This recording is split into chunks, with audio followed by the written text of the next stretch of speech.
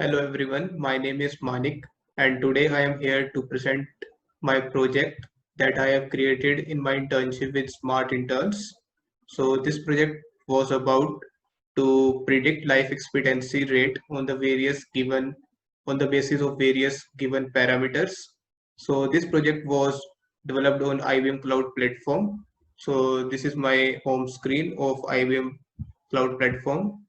I have already logged in. If you don't have account, go and create one. So here you can see if you want to create a new project, you can go and click here and create a new project. But I am here to demonstrate my created project that is my life prediction project. So let's click on it and see. It's opening.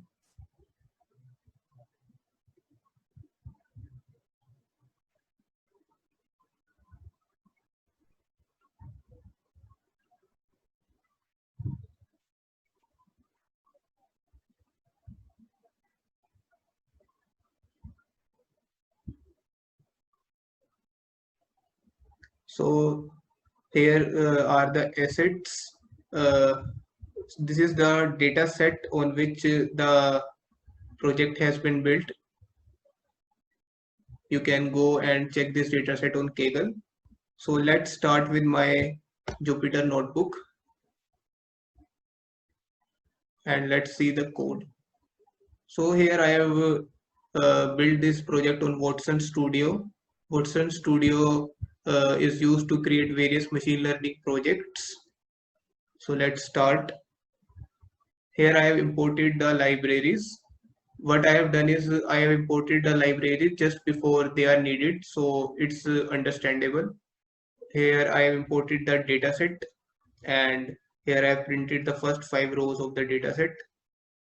Now here we can see the various columns that are present in my dataset and their data types.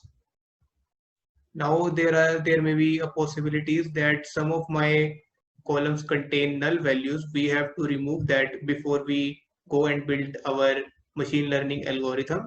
For that we have used the mean technique, in which we will replace those null values with the mean of rest of the values.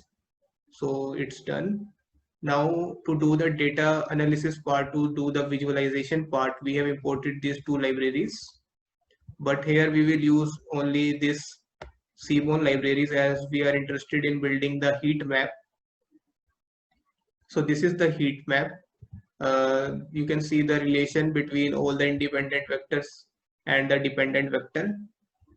And here I am dividing my dataset into two parts. That is my dependent vector, that is my life expectancy that I have to predict, and my uh, x in that contains all the independent vectors on the basis of which I am going to do the prediction of life expectancy. Also, these are I am interested in seeing the data types of my columns, because there is a possibility that my independent vectors have data type such as object, or what we can say, they may be a categorical uh, there may be categorical variables, and we know that in machine learning we deal with numbers, so we need to convert those categorical variables or text into numbers. For this we use label encoder and one hot encoder. So what label encoder do is it converts those categorical variables into numbers 0, 1, 2, 3 like this, and one hot encoder will convert them into the dummy variables. So this is done here. So now you can see the final data set, final X data frame of my independent vectors, where it contain only numbers. Now I'm splitting my data set into testing and training part. I have kept 20% for testing part, and rest of the 80% I am using for training purpose. And the algorithm which I am using here is random forest regression algorithm. So you can import random forest regressor from this ensemble library that is present under scikit-learn. here I am fitting my regressor object onto my training set. After training is done, I am predicting values for my test set. Now I need to do the error analysis. That is, I need to see the how much error my algorithm is doing. For this, we will use the mean squared error value. You can see the error comes out to be 3 point something, 3.7 something. That means our accuracy is around 96%. That is quite good. So now we are done with our algorithm. Now we need to build the model and save it.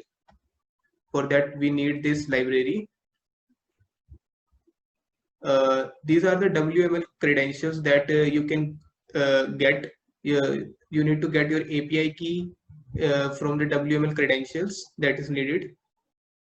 After that, I am building the model, and after the model has been built, I am deploying it. You see the deployment has been done. After the deployment, I need to create a scoring endpoint from which my app will do the prediction part by contacting this model. So we have seen how our machine learning model is created. Now let's see how we have created the Node-RED app.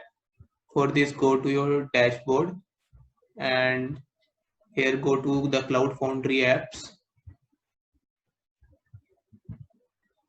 So go to the Cloud Foundry apps, you will find the various app you have created. This is my life prediction app that I have created, and you can see it's the only active one. Let's go and open this. So this is the Node-RED app.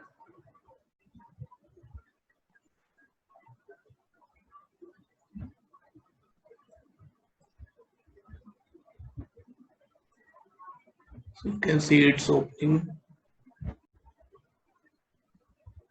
So this is the node structure of our app. So here we have the form for the UI part. Let's see it. These are the various parameters that we need to take as input from the user. And this is my pre-token part that will assess all my inputs that are coming from the form. So here I have set all my variables as global. You need to set your API key. This is something you can find under your WML credentials. Then this is the HTTP request that you need to make. So this will be a post request.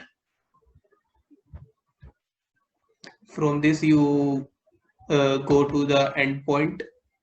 Here we will get all the variables that have been submitted through my form. Now we will make another HTTP request that will be used for the prediction part. This request is also going to be a post request, and from that, this is the form endpoint. This is another endpoint from which you will get your required answer. So this is the prediction part from which the prediction is going to be done, and these are two debuggers. So let's go and deploy our app. You can see I have successfully deployed my app. So let's see the app. Just copy this link and open it into a new tab and just type UI/.